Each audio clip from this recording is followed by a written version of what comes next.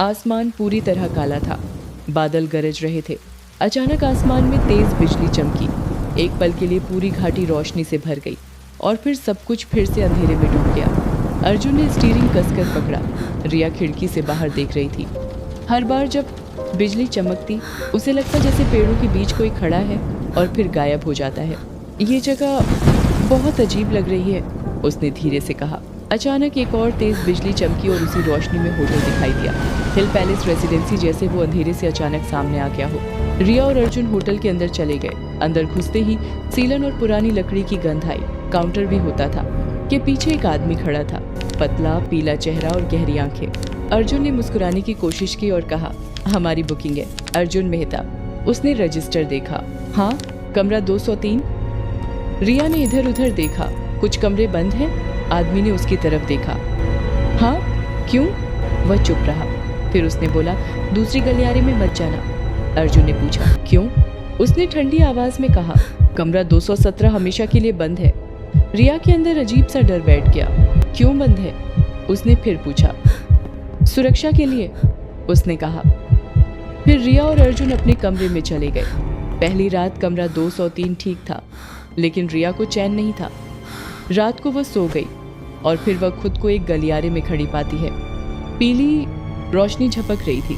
उसके पैर अपने आप चलने लगे। एक दरवाजे की तरफ 217। उसने दरवाजा खटखटाया। कोई जवाब नहीं।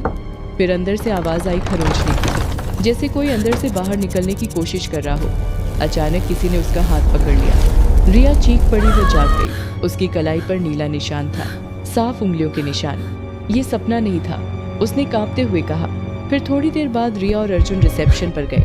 कमरा 217 के बारे में बताइए, रिसेप्शनिस्ट ने उनसे धीरे आवाज में कहा।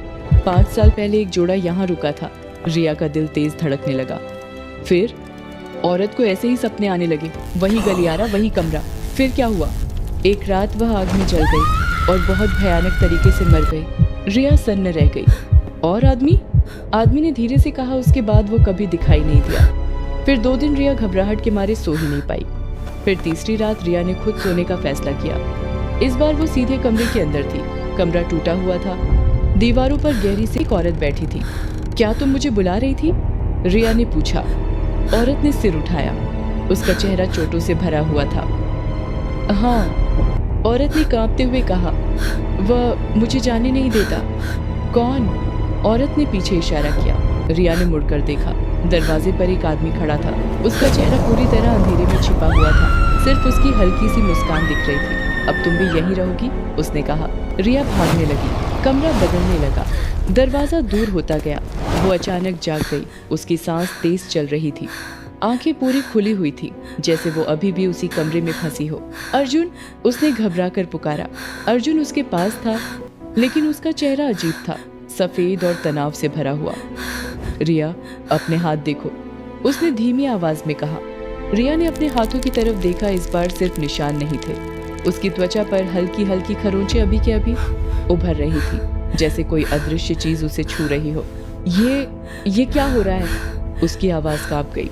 अचानक कमरे की रोशनी झपकने लगी। टक टक टक, और फिर बंद हो गई। पूरा कमरा अंधेरे में डूब गया। अचानक दरवाजा अपने आप बंद हो गया। धड़ाम, अंदर से आवाज आई। अब देर हो चुकी है। अंधेरे से वो बाहर आया। इस बार भी उसका चेहरा अंधेरे में छिपा हुआ था। सिर्फ उसकी खूनी और क्रूर मुस्कान दिख रही थी। पैरों से खरोंचने की आवाज आने लगी, जैसे कई लोग एक साथ बाहर निकलने की कोशिश कर रहे हों। रिया ने अर्जुन का हाथ कसकर पकड़ा, लेकिन अचानक फर्श नीचे धंस गया। अंधेरा उन्हें निगल गया। रिया चीखी, उनकी आवाजें टूट गई। अंधेरा गहराता गया। वह आदमी उसी साए पे खड़ा होकर जोर जोर से क्रूरता से हंसने लगा और फिर सब कुछ शांत हो गया। अगली सुबह होटल वैसा ही था, शांत, खाली। रिसेप्शन पर रिसेप्शनिस्ट खड़ा था, लेकिन इस बार उसका चेहरा पूरी तरह साफ दिख रहा था। धीरे धीरे वह मुस्कुराया। उसकी मुस्कान असम और धीरे से फुसफुसाया, कमरा 217 कभी खाली नहीं रहता।